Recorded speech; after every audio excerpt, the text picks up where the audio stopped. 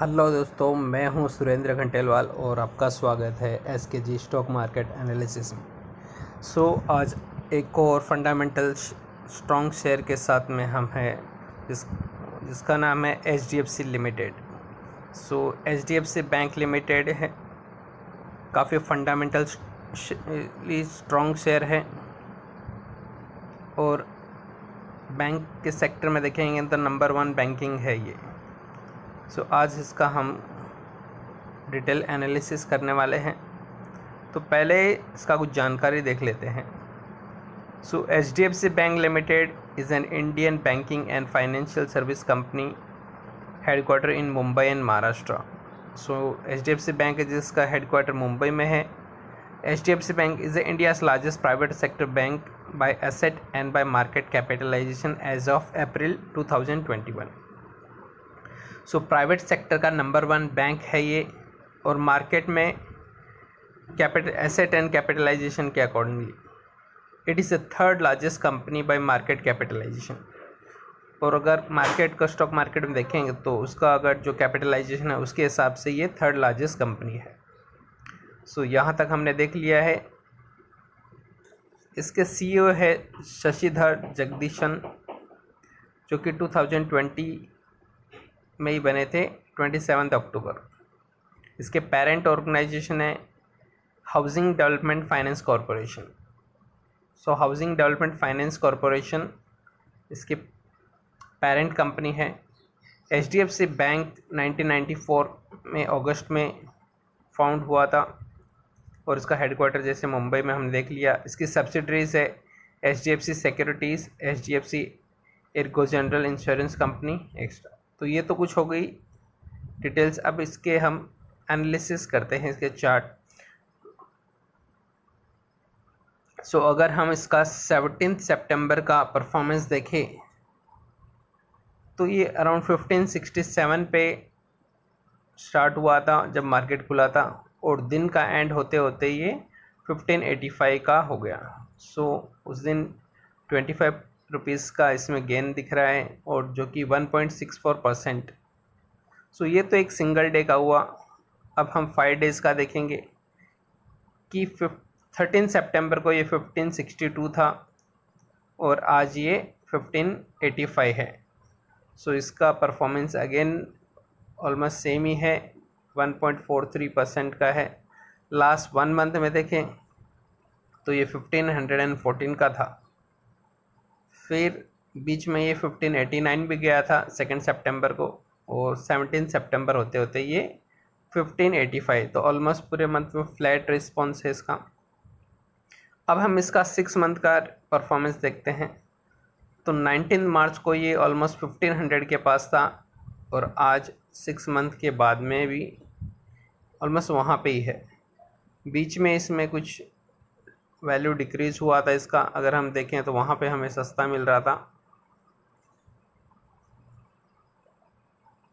1367 तक गया था लो ये, जो कि 12 अप्रैल का था, जिस समय कोविड का सेकेंड वेव आया था। उसकी वजह से इसका वैल्यू थोड़ा कम हुआ था और वहाँ पे हमें ख़रीदने का मौका मिला था।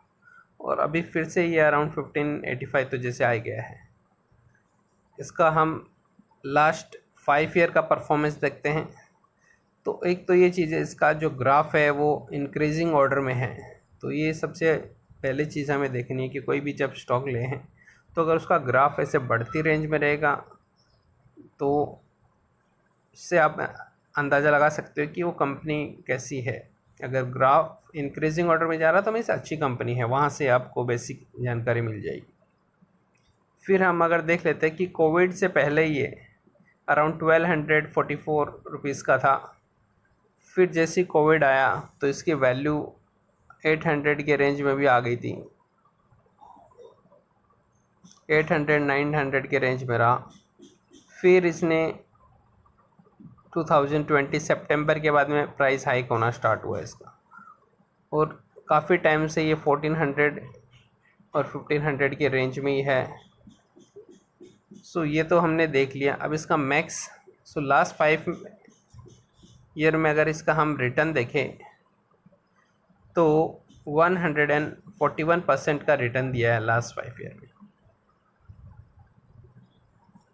जैसे कि मान लो आपने 640 का अगर 100 शेयर लिया था तो आपको 64,000 रुपीज़ में आते थे। 5 साल में ऑलमोस्ट आपका पैसा 1.5 गुना हो गया है, तो अच्छा है। एफडी से कंपेयर करोगे तो काफ़ी अच्छा है। सो जैसे कि ये कोई सजेशन तो नहीं है, आप बाकी आप खुद डिसीजन ले सकते हो कि मान लो कि जैसे हम एफडी करते हैं, HDFC बैंक मान लो भरोसेमंद बैंक है, उसमें हम एफडी करते हैं 1 लाख का। तो अगर उस पर भरोसा है कि हमारा पैसा कहीं नहीं जाएगा, तो वही पैसा का अगर हम शेयर ले लें, अगर हम ट्रस्ट दिखा रहे हैं तो वही पैसा का अगर हम शेयर ले लें 1 लाख, तो 5 साल में सपोज हमने 1 लाख डाला तो हमारा 2.5 लाख हो जाएगा। लेकिन अगर एफडी में रखेंगे तो 5 ईयर में हमें कोई ज़्यादा इतना रिटर्न नहीं मिलेगा, कुछ 1.5 लाख के लगभग होगा। तो वो चीज़ हम देख सकते हैं कि अगर हम किसी बैंक में एफडी कर रहे हैं तो जाहिर सी बात है उसमें हमें मतलब ट्रस्ट है, हम सोच रहे कि हमारा पैसा कहीं नहीं जाएगा। तो उसका अगर एफडी कराने के बजाय उसी कंपनी के अगर हम शेयर ले लें, उसी बैंक के शेयर ले लें, तो हमें एफडी से कंपैरेटिवली ज़्यादा रिटर्न मिल सकता है। सो ये एक चीज़ हम देख सकते हैं। बाकी हम आगे अभी आते हैं। सो इसका मार्केट कैप है 8.76 लाख करोड़ का। इसका पी रेशियो है 26.73, जो कि काफ़ी अच्छा है। अभी भी इतना महंगा नहीं हुआ है, वैल्यूएशन के हिसाब से ठीक है। डिविडेंड वैल्यू है 0.41%। इसका 52 लो है 1025 और 52 वीक हाई है 1641। अभी हम इसको कुछ बैंकों के साथ कंपेयर करते हैं। सिंस ये प्राइवेट सेक्टर का बैंक है तो सबसे पहले हम एक दो प्राइवेट दिग्गज कंपनी है कोटक बैंक। सो कोटक बैंक भी फंडामेंटली काफ़ी स्ट्रॉन्ग बैंक है। अगर इसका हम कंपैरिजन करते हैं HDFC बैंक के साथ में, सो लास्ट 3 मंथ का अगर रिटर्न देखें तो जहाँ पे HDFC बैंक ने 6.86% का रिटर्न दिया है, वहीं पे कोटक ने 14% का रिटर्न दिया है। अगर 6 मंथ का देखें तो कोटक ने जहाँ पे 10.50 का दिया है, वहाँ पे HDFC ने 7.92 का दिया है। लास्ट 1 ईयर में कोटक का 58% का है, इसका 53%। लास्ट 5 ईयर में कोटक का 159 है और HDFC का 140। सो दोनों ही कंपनी काफ़ी अच्छी है। दोनों ही जो बैंक है काफ़ी स्ट्रॉन्ग, फंडामेंटली काफ़ी स्ट्रॉन्ग है। तो आप अकॉर्डिंगली अपना डिसीजन ले सकते हो। लॉन्ग टर्म में देखिए तो जहाँ HDFC बैंक का है रिटर्न 7,220, वहाँ पे कोटक बैंक का है 89,415। सो काफ़ी अच्छी बैंक है, दोनों ही प्राइवेट सेक्टर की काफ़ी स्ट्रॉन्ग बैंक है। अब हम इसका कंपैरिजन SBI के साथ में कर लेते हैं कि जो गवर्नमेंट बैंक है। सो लास्ट 3 मंथ का परफॉर्मेंस देखेंगे तो SBI का है 8% का है, HDFC का 6%। 6 मंथ का देखेंगे तो जहाँ पे SBI का है 23%, HDFC का है 7.92%। लास्ट 1 ईयर का HDFC का है 53% का और SBI का है 143%। और लास्ट 5 ईयर का देखेंगे तो HDFC बैंक ने जहाँ पे 149% का रिटर्न दिया है, SBI ने 80% का रिटर्न दिया है। और मैक्स हम देखें तो HDFC बैंक का है 24,293% का रिटर्न और SBI का है 2,501 का रिटर्न। सो इस कंपैरिजन से हमें काफ़ी आइडिया मिल चुका है कि 5 ईयर्स में अगर हम रखते हैं पैसा तो हमारा बैंक में अगर FD करते हैं तो 5 ईयर में देखोगे तो 1 लाख का आपको कितना मिलेगा, अराउंड 30 to 40,000 अगर हो सकता है मैक्स। क्योंकि 5 अभी करंट में देखेंगे तो 5% या 5 to 6% रिटर्न है FD पे। सो अकॉर्डिंगली आप डिसीजन ले सकते हो कि मतलब क्या करना चाहिए, कितने अमाउंट को आप एफडी में रख सकते हो, कितने अमाउंट को आप उसी बैंक के शेयर ले सकते हो। सो ये तो हमने कुछ बेसिक जानकारी देख ली। अभी हम कुछ और इसका डेटा देख लेते हैं।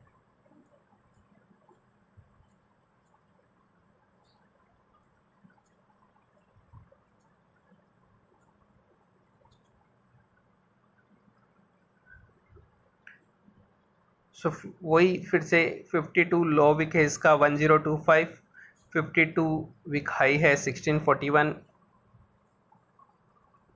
फिर 17 सितंबर को अगर देखेंगे तो इसका डिलीवरी क्वांटिटी है 61,60,971 और जो कि 60%, तो काफ़ी हाई परसेंटेज में इसके शेयर्स डिलीवर किए हैं।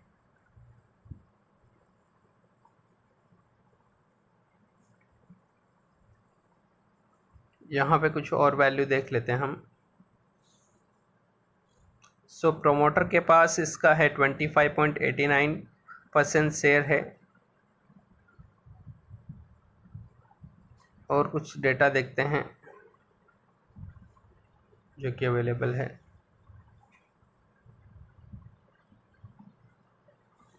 इसका फेस वैल्यू है 1 का है।